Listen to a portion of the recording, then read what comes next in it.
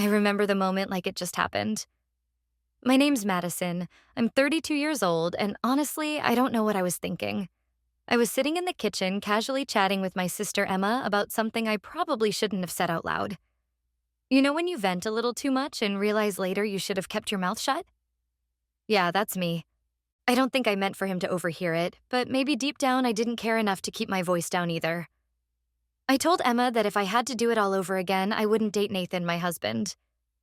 I said it so flippantly, like it was no big deal, as if I was talking about a bad haircut instead of the man I promised to spend my life with. I don't even know why I said it. Maybe I was feeling bored, or maybe I just wanted her sympathy. Nathan wasn't even doing anything wrong at the moment. He was in the other room, probably scrolling through his phone like he always does when he's winding down after work. But I said it, and then the silence hit me. It wasn't Emma's silence. She's used to my dramatic outbursts. It was the kind of silence that feels heavy, like the air suddenly shifts. I turned my head just enough to see him standing in the doorway. He didn't say anything, didn't yell, didn't ask me to explain, didn't even look angry. He just looked at me for a second, his face blank, and then walked out of the room. The sound of the front door closing behind him made me feel sick. I wasn't expecting that. Honestly, I thought he'd argue or at least get mad, but leaving? That wasn't his style. Nathan's always been the calm one, the patient one, the one who balances out my, let's just call it energy. I didn't think he'd actually leave, though. I mean, it wasn't like I said I hated him or that I was going to leave him. It was just venting, right? Isn't that what people do with their sisters? You say things you don't mean because they get it. They're supposed to. Emma didn't even know what to say. She just looked at me with this wide-eyed expression like she couldn't believe I'd said it either. But instead of admitting I messed up, I doubled down. I laughed it off, said he'll be fine. He's just being dramatic. I don't know why I said that. Maybe because if I admitted I was wrong, I'd have to deal with the guilt, and I didn't feel like doing that in the moment. An hour went by and he didn't come back. I called him once, and when he didn't answer, I texted him, "You okay?" No response. Fine, I thought. If he wanted to pout, that was on him. I wasn't about to beg him to come back over something that wasn't even that serious. But as the night went on, I started to feel this weird mix of anger and panic. Like, how dare he leave me sitting there? But also, where the hell was he?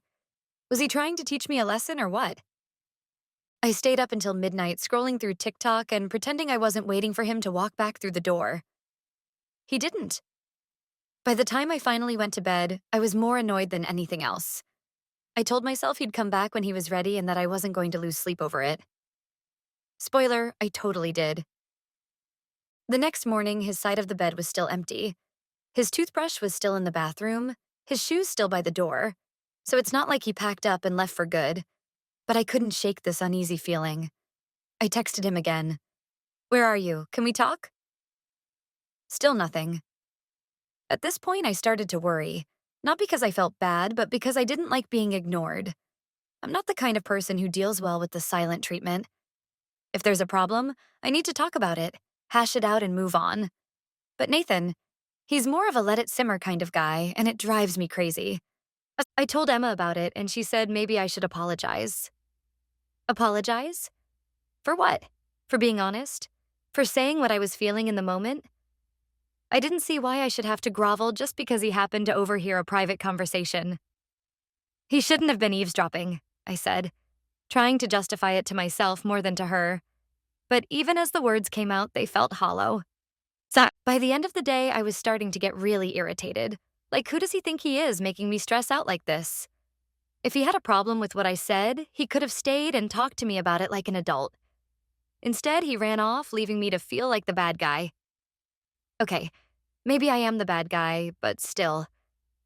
It's not like I said anything that wasn't true. Sometimes I do wonder if I'd be happier if we'd never gotten together. That's not the same as saying I don't love him, right? But as much as I tried to convince myself I was in the right, a small part of me started to wonder if this time I'd pushed him too far.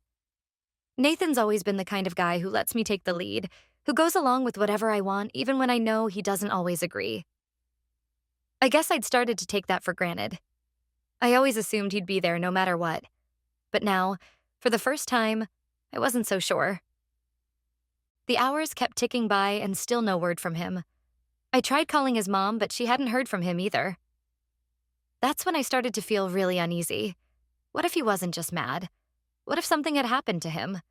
But then again, Nathan's not the type to get reckless or do something stupid. If anything, he's the most predictable person I know. That's part of what makes him so frustrating sometimes. By the time it got dark, I was spiraling. I didn't know if I should be mad, worried, or just over it. I wanted to text him again, but I didn't want to seem desperate. So instead, I sat there staring at my phone, waiting for it to light up with a message that never came. The next day came and went, and Nathan was still gone. I told myself to stay calm, but every time I heard a car outside, my heart jumped. I kept checking my phone, refreshing my texts like an idiot, as if I'd missed his reply somehow. Nothing. Not a single word. At this point, my irritation was taking over. Who does that? Who just leaves and doesn't tell their wife where they're going? It was immature, plain and simple. But then, as I sat there staring at my coffee, the thought hit me. What if he was really done this time? Like, what if I had finally pushed him past the point of no return? It wasn't a thought I liked entertaining, but the more I tried to brush it off, the more it stuck. Nathan wasn't like this. He didn't do silent treatments or games. If he was gone, there was a reason, and maybe it was bigger than I wanted to admit. Around noon, Emma called to check on me. "Have you heard from him yet?" she asked, her voice softer than usual, like she was trying not to spook me. "No," I snapped, "and honestly, it's ridiculous. He's the one making this a big deal, not me." "Mads," she said carefully, "you kind of made it a big deal first." I wanted to hang up on her. "You're supposed to be on my side," I said instead. But even as I said it, I felt a sting of guilt. She wasn't wrong. Not entirely. Maybe I had made it a big deal, but it wasn't like I'd planned to hurt him. It was just, I didn't think he'd take it that hard. It's not like I told him I was leaving or that I didn't love him. People vent all the time. He was just being too sensitive. By the time evening rolled around, I'd convinced myself I needed to stop waiting. If he wasn't going to come back on his own, I'd go find him. I called his mom again, but she still hadn't heard from him. I tried a couple of his friends too, but either they were covering for him or they really didn't know. One of them, Mark, sounded genuinely surprised when I asked if Nathan had been in touch. "Everything okay with you two?" he asked, and I had to bite back the urge to snap at him. "Yeah, fine," I said quickly. "Just checking." After that, I drove around for an hour, not really knowing where to go. Nathan wasn't the type to hang out at bars or crash on a friend's couch without saying anything. He was steady, predictable, so where the hell was he? When I got home, there was still no sign of him. His toothbrush? His shoes? They were like ghosts reminding me he should have been there. I stood in the kitchen for what felt like forever, staring at the front door and willing it to open, but it didn't. The house was too quiet, and I hated it. I started scrolling through our bank account, half out of curiosity and half out of desperation to feel like I was doing something. That's when I saw it. A hotel charge from earlier in that day. He wasn't with his mom or a friend or, God forbid, someone else. He was at a hotel, alone. I didn't know whether to feel relieved or furious. So he was okay, but also he was hiding out in some hotel, avoiding me like I wasn't worth talking to. The nerve. I called the hotel immediately. I don't even know what I planned to say if he picked up, but it didn't matter because the desk clerk wouldn't confirm anything. "I'm sorry, ma'am," she said in this fake polite tone, "but I can't disclose any information about our guests." I wanted to scream. Instead, I hung up and started typing out another text. "I know where you are," I wrote, my fingers shaking. "Can you just stop being childish and come home so we can talk?" I stared at the message for a few minutes before deleting it. If he wanted to act like a coward, let him. I wasn't about to beg. Still, the knot in my stomach wasn't going away. I hated this feeling, like I was out of control, like he had the upper hand. Nathan was supposed to be the one who chased me, who forgave me, who let me vent and then moved on. That's how it always worked. So why wasn't it working now? If you're enjoying this story so far, please consider liking this video and subscribing to my channel. It costs you nothing, but for us, especially in these early days, it means the world. let's continue with what happens next. The next morning, I woke up to an empty house again. It was starting to get to me. The silence, the not knowing. I tried to focus on work, but every email felt like a distraction from the real problem. My husband was gone, and I had no idea what to do about it. I kept telling myself it wasn't that serious, that he just needed space. But the longer he stayed away, the harder it was to believe that. By mid-afternoon, I couldn't take it anymore. I drove to the hotel, not caring how desperate it made me look. If he wasn't going to come to me, I'd go to him. When I got there, the clerk gave me the same spiel about privacy, and I had to fight the urge to cause a scene. "He's my husband," I snapped. But she just smiled that fake customer service smile and said, "I'm sorry, ma'am." Defeated, I walked back to my car. As I sat there staring at the steering wheel, I started to feel something I hadn't let myself feel in years. Fear. What if he wasn't coming back? What if I'd really pushed him too far this time? And what if, deep down, I knew it wasn't just about what I'd said to Emma? This wasn't the first time I'd let my mouth get ahead of me, and it wasn't the first time I'd put my own feelings ahead of his. Maybe this time he'd had enough. Still, as much as I hated to admit it, I wasn't ready to apologize. Not yet. I needed to see him first, to make sure he was okay, to figure out how to spin this in my favor, because if there's one thing I've always been good at, it's talking my way out of a mess. And this was just another mess, right? I didn't have to wait much longer to see Nathan. After my failed attempt at the hotel, late that same evening, the front door finally opened, and there he was. He didn't slam the door or throw his keys down like I might have done in his place. He walked in calmly, almost too calmly, and I couldn't read his expression. That blank look on his face unnerved me. I was ready for a fight, or at least some dramatic response. But this was worse. He set his bag down by the couch and stood there for a moment, looking at me like he was trying to decide what to say. For a second, I thought he might just walk upstairs without a word, but instead he spoke. "We need to talk," he said, his voice steady, almost cold. "Yeah, no kidding," I snapped back, folding my arms across my chest. I was already defensive, even though I knew I should have been the one to apologize. But I wasn't going to start there. Couldn't. It felt like admitting I was wrong would give him some kind of power over me, and I wasn't ready for that. He sat down on the couch, motioning for me to sit too. I stayed standing, leaning against the kitchen counter like I was too busy to care. "You going to explain why you ghosted me for 2 days?" I asked, trying to sound casual, but my voice came out sharper than I intended. Nathan sighed, rubbing his hands together like he was trying to warm them up. "I needed space," he said, "to think, to figure out how to even talk to you after what I heard." I rolled my eyes. "Oh, come on, Nathan, are we really doing this? You overheard one thing that I said in private to my sister, and now you're acting like it's the end of the world." "It wasn't just one thing, Madison," he said, his voice rising slightly, though he quickly brought it back down. "You said you'd never date me now, that if you could go back, you wouldn't choose me." "Well, maybe I wouldn't," I shot back before I could stop myself. The words hung in the air, and for a moment I regretted them. But then I doubled down. "You've changed, Nathan. We both know it. You're not the same guy I married. I hesitated, trying to choose my words carefully, but my emotions got the better of me. "You're lazier now, okay? You've let yourself go. You don't even try anymore. Can you really blame me for feeling like this?" He looked at me, and for the first time, I saw real hurt in his eyes. But instead of getting angry, he just nodded slowly, like he was expecting this. "So that's it," he said quietly. "You think I'm fat and ugly, and that's why you'd rather not be with me?" I rolled my eyes again, trying to brush off the weight of what I just said. "Don't twist my words.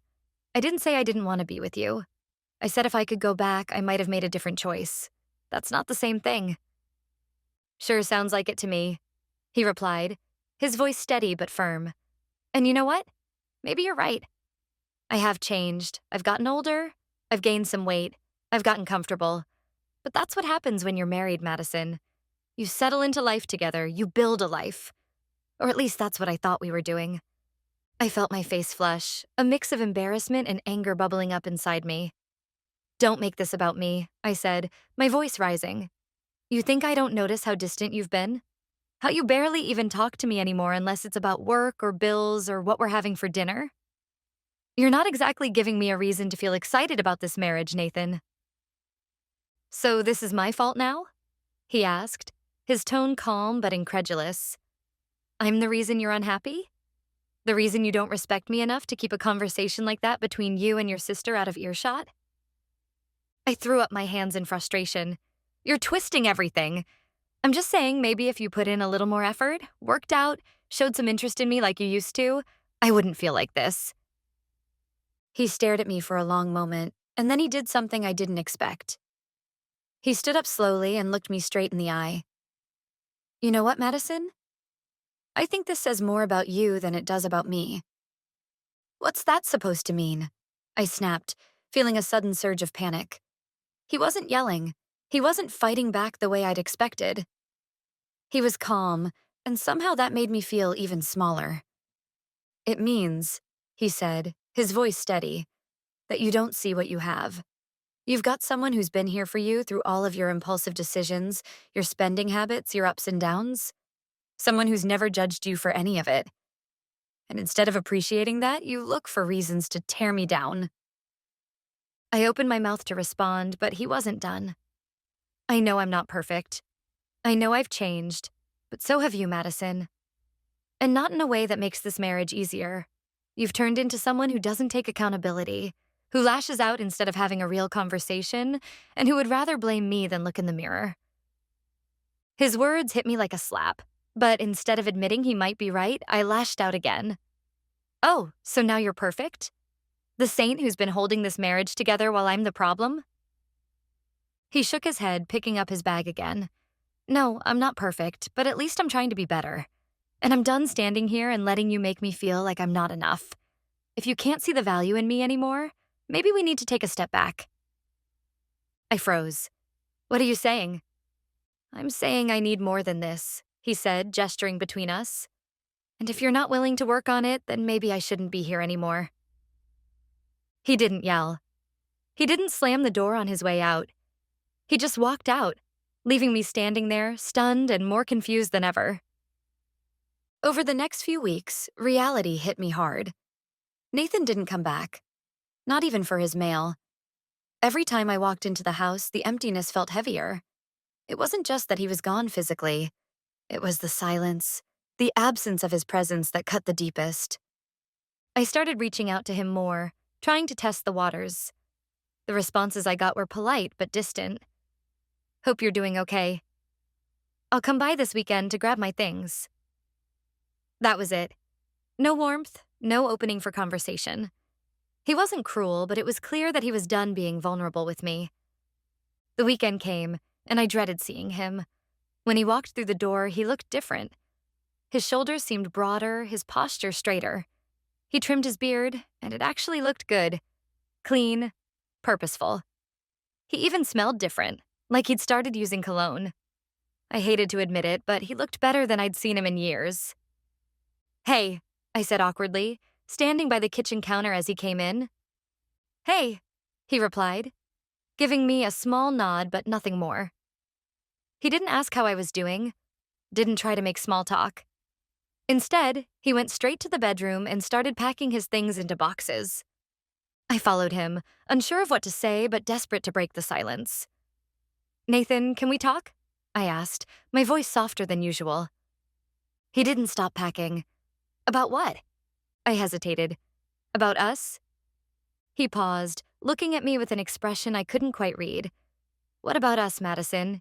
You made it pretty clear how you feel. I didn't mean it like that, I said quickly, stepping closer. I was upset. I wasn't thinking. He shook his head and went back to packing. No, Madison, you were thinking. You just didn't think I'd hear it. The lump in my throat grew. I didn't mean to hurt you. But you did, he said firmly, finally looking at me. And it's not just about that one conversation. It's everything, the way you talk to me, the way you treat me. It's like I'm never good enough for you. I felt tears sting my eyes, but I forced myself to stay composed. I was wrong. I know I was. But we can fix this. We've been through worse, right? He let out a small, bitter laugh. Have we? Because I don't think we've ever been through this, Madison. I don't think I've ever felt this disrespected, this unwanted. And the worst part? I stayed. I kept trying, even when you made it clear you didn't appreciate me. That's on me. I let it get this far. His words hit like a punch to the gut. I wanted to argue, to tell him he was wrong, but I couldn't. Deep down, I knew he wasn't. So what? That's it? You're giving up on us? My voice cracked, and I hated how desperate I sounded. I'm not giving up, he said, his tone steady. I'm choosing myself for once. I'm done trying to prove my worth to someone who doesn't see it. I stared at him, my mind racing. This wasn't how it was supposed to go. He was supposed to forgive me, to tell me we'd figure it out together. But instead, he was standing there, calm and resolved, like he'd already made his decision. I can change, I said, my voice barely above a whisper. I'll do better. I'll be better. He sighed, setting down the box he was holding. Madison, I hope you do. Not for me, but for yourself. But I can't be the one who waits around for you to figure it out. I've spent years trying to make you happy, and all I've gotten in return is criticism and resentment. I deserve better. His words stung more than I thought they would. I felt the tears spill over, and for once, I didn't try to hide them. I don't want to lose you, I said, my voice breaking. Please, Nathan, we can fix this. He looked at me for a long moment, and for a brief second, I thought I saw something flicker in his eyes. Pity, maybe, or regret. But then he shook his head. I've already lost too much of myself trying to fix this, he said quietly. I can't do it anymore. He picked up the box and walked out of the room, leaving me standing there, my heart shattering into pieces. I wanted to chase after him, to beg him to stay, but I knew it wouldn't make a difference. He was done, and for the first time, I realized I might really lose him for good. Over the next few days, I tried to distract myself. I threw myself into work, went out with friends, anything to avoid being alone in the house. But no matter what I did, the emptiness followed me. Nathan wasn't just gone physically, he'd taken a piece of me with him. A month later, I saw him again. He was at a coffee shop, sitting at a table with a woman I didn't recognize. She was pretty. Not stunning, but she had this natural, effortless kind of beauty. They were laughing, and he looked happy. Happier than I'd seen him in years. I wanted to march over there to interrupt their little moment and remind him that I was still his wife. But I didn't. I just stood there watching from a distance, feeling the weight of my own mistakes. This was my fault. I had pushed him away, torn him down, and now he was moving on without me. When he saw me, his smile faded for a second, but he didn't look angry or upset. He just gave me a small nod, like an acknowledgement, and then went back to his conversation. It was like I was already a memory to him. As I walked out of the coffee shop, I felt the full weight of my choices settle over me. I had spent so much time blaming him, picking at his flaws, that I hadn't seen how much he was giving me. And now it was too late. For the first time in my life, I felt truly alone, and for the first time, I realized that it wasn't Nathan who had failed me. It was me.